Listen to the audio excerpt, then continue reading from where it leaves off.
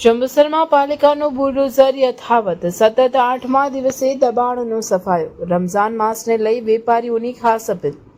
જંબુસર શહેરમાં ટ્રાફિકની સમસ્યા હલ કરવા અને રસ્તાઓ ખુલ્લા કરવાના હેતુથી નગરપાલિકા દ્વારા શરૂ કરવામાં આવેલી દબાણ હટાવો ઝુંબેશ આજે સતત 8મા દિવસે પણ જારી રહી હતી। એસટી ડેપોથી નગીના મસ્જિદ સુધીના માર્ગ પર તંત્ર દ્વારા કડક હાથે કામગીરી કરવામાં આવી રહેશે।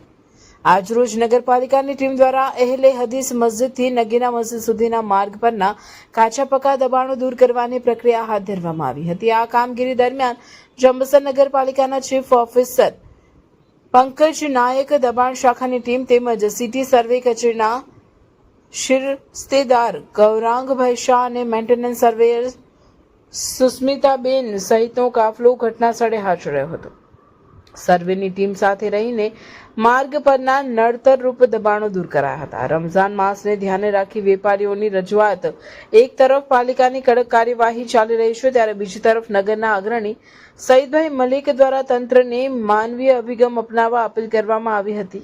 તેમણે જણાવ્યું હતું કે આગામી દિવસોમાં પવિત્ર રમઝાન માસ આવી રહ્યો છે। તહેવારોના સમયે જો આ રીતે દબાણ દૂર કરવામાં આવશે તો નાના મોટા વેપારીઓના ધંધા રોજગાર પર ખૂબ મોટી આર્થિક અસર પડશે।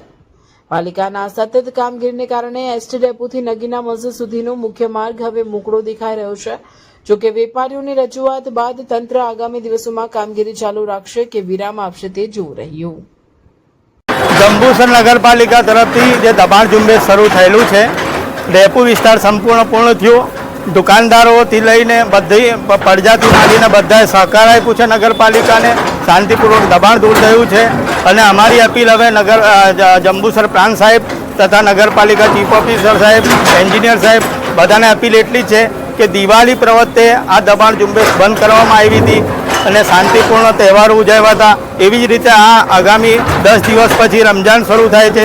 રમઝાન શરૂઆતની અંદર હવે દબાણ ઝુંબેશ જે છે તે પૂર્ણ કરવામાં આવે, પછી રમઝાન ઈદ પછી જે કંઈ બી બચેલું કચેલું હોય તે શરૂ કરે।